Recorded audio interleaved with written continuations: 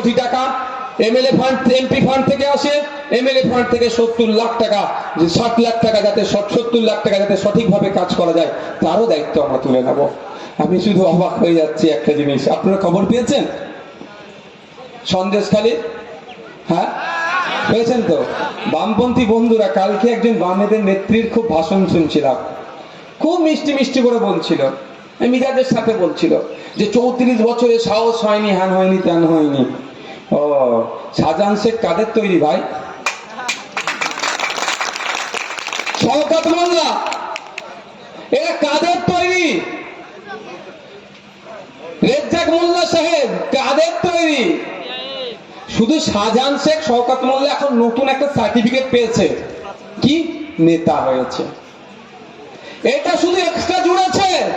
সেই নেত্রীর উদ্দেশ্যে বলছি, আপনারাই তো হাতে করে শাহজাহান শেখকে তৈরি করেছিলেন ভোট লুটার জন্য। এখন আপনি শাহজাহানের বিরুদ্ধে বলছেন। শাহজাহানকে তৈরি যদি না করতেন আজকের এই দিন দেখতে হতো না, সন্দেশখালীর মায়ের সাথে অত্যাচার হতো না। দোষী তো আপনারা। আজকে মিষ্টি মিষ্টি কথা বলেছে, তখন লাঠিয়াল করে রেখেছিল, মস্তান করে রেখেছিল, গুন্ডা করে রেখেছিল। দিদিমণি এসে ওকে একটু এক্সট্রা একটা সার্টিফিকেট দিল কি তুই নেতা। হ্যাঁ আজকে মিষ্টি মিষ্টি কথা বলছে। এটা চাকরি চুরি গিয়েছে 26,000। একটা কথা বলছিল কাকড়ার চালের কথা, আপনাদের বলে রাখি, আপনারা আমার বাড়ির সন্তানরা, দিন আনে দিন খাই আমরা, মাস গেলে কৃষক যারা আছেন 7,000-এর নিচে ইনকাম আপনাদের, আমি বলে রাখছি আপনাদেরকে 7,000 টাকার নিচে গড় মাসিক ইনকাম আপনাদের। তারপরেও ছেলে মেয়েদেরকে এখানে কলেজ নাই, বাইরে কলেজে পড়াচ্ছেন, কলকাতায় পড়াচ্ছেন, হোস্টেলে পড়াচ্ছেন, দিন রাত মেহনত করে ইনকাম করে সেগুলোকে পড়ালেন কেন? ছেলে মানুষ হবে, শিক্ষিত হবে, চাকরি করবে, চাকরি শেষ যখন করবে মাইনেটা যখন পাবে একটু শান্তিতে থাকবো, তাই তো?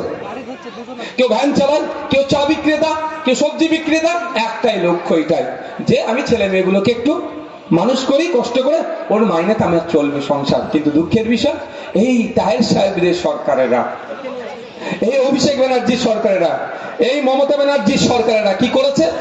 এই চাকরিগুলো বিক্রি করেছে, মেয়েরাগুলোকে বিক্রি করেছে। তবে একটা কথা বলে রাখি আপনাদেরকে, এখানে চ্যালেঞ্জ করে বলছি আমি, সাহস থাকলে আমার চ্যালেঞ্জকে গ্রহণ করো। রাম বাম যারা আছে সবাইকে বলছি, সব চাকরি বিক্রি হয়নি, কিছু মেধার ভিত্তিতে হয়েছিল। আজকে অপদর্থ রাজ্য সরকারকে বারবার এসএসসি কে কোর্ট বলেছিল কারা স্বচ্ছভাবে নিয়োগ করেছে তাদের লিস্ট দাও, সেগুলো বাদে যারা অস্বচ্ছতা অবৈধ পন্থা অবলম্বন করে হয়েছে তাদেরকে বাতিল করতো, কিন্তু রাজ্য সরকার সেটাকে দেয়নি। পাড়ায় পাড়ায় বলছে সবাই তো আর 2 নম্বরই করে চাকরি করেনি। আমিও তো বলছি ভাই সবাই 2 নম্বরই করে চাকরি করেনি। কোর্ট কি ওটা কোর্টকে কে বলবে? ওটা কে বলবে? রাজ্য সরকার তো তথ্য দিতে পারতো এসএসসি যে কাদের কাছ থেকে মাল নিয়ে চাকরি হয়েছে আর কারা